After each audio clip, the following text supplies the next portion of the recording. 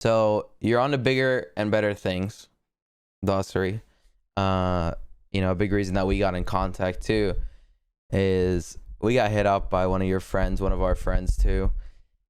And he basically said, can I explain what he said to us? Yeah. Yeah, he was like, one of the owners of Falcon, or the owner of Falcon. Are you the sole owner of Falcon Esports? But I still have like a couple of shareholders. Okay. But but you're the majority. Yeah. Yeah, so the owner of Falcon Esports, first of all, congratulations. You're absolutely killing it. Thank you. He said he wants to get away from the idea of oil money. Everyone assumes because this Middle Eastern org came out of nowhere and is now buying the top European players. You're expanding into North America too, I'm pretty sure. Or not yet. Not yet. Buying all the top EU players. You're saying Tayson, Chapix, etc. And you have Middle Eastern players. Well, everyone's assuming oil money. Nobody knows anything, about the background, etc. First of all, is it bad that people assume oil money? Does that upset you? It's not upsetting me in a way, but like I don't like people judging us just because where are from, Do you think it's basically a negative judgment? Yeah, honestly, it is.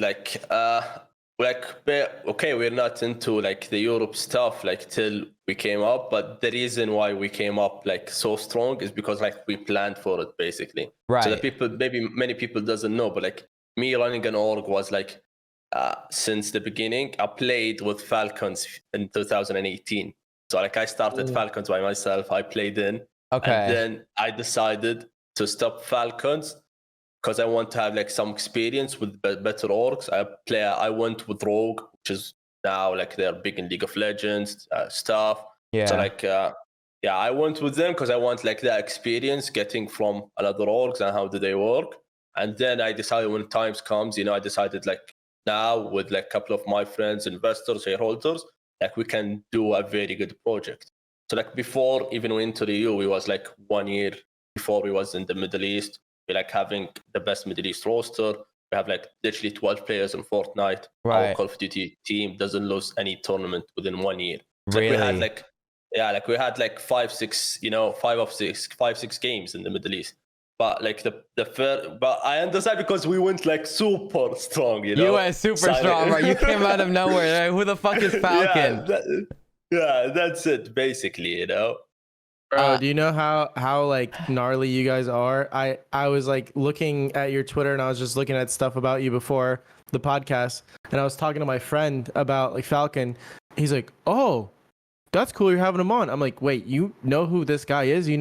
Because he's not in the scene at all. He doesn't play Fortnite. I was like, how the fuck do you know who this is?" He's like, "Oh, dude, their teams are crazy." I'm like, "Oh my god, that's insane."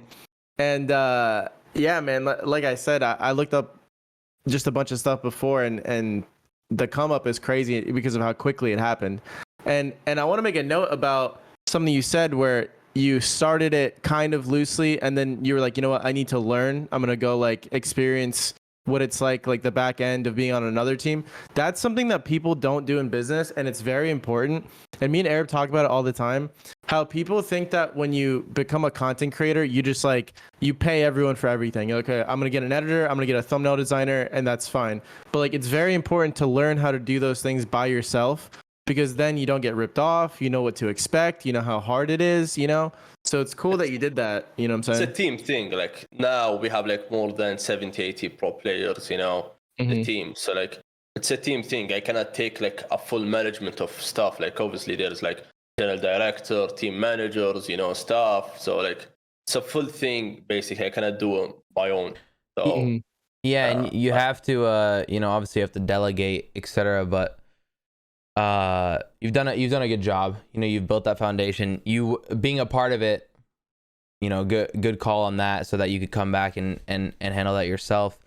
Bess, are you able to handle that as a pro FIFA player? Does a lot of your time, all your free time, I'm assuming, goes to it, right? It's a time management at the end of the day. Like I'm an owner, so like I only need to be there where it's important. Right. Basically, like we have like 20 managers, you know, something like that. So like it's only like a daily thing when it's 1 hour, 2 hours. But the most stressful thing is me watching tournaments. Were you watching this last FNCS? Yeah. Yesterday I was watching with the boys. You know, I was like, I even was watching with the managers and stuff. That's cool. I'm sure it probably makes it way more passionate because you have something on the line. Yeah, like I want to play, you know, instead of them. Yeah. Because I don't want to feel that pressure. Watching is like it's way too much pressure than playing. Is this more of a passion project for you? It is indeed it is. It's a more of passion, you know, building something good in the Middle East. You know, like Arab, you are into the Middle East. You can see the community. Love the Middle East, bro. You can see the community, like the crazy, bro. They're the marketing crazy, stuff, bro. like They're crazy. So like if you can mix it up in a way or another, like I don't think you're gonna be stoppable. Like you literally can be with the best teams, and like just regarding like if it can take time, I've played maybe 8 or 9 tournaments in FIFA, last FIFA, and I've won 6 or 5. So I just lost 2. This guy's the fucking Mayweather, bro. Bro, like, he's the Mayweather of FIFA. Dude, the crazy thing is he just says it so casually. I'm like, it almost like it like goes over my head because of how casually he said it. You know what I'm saying?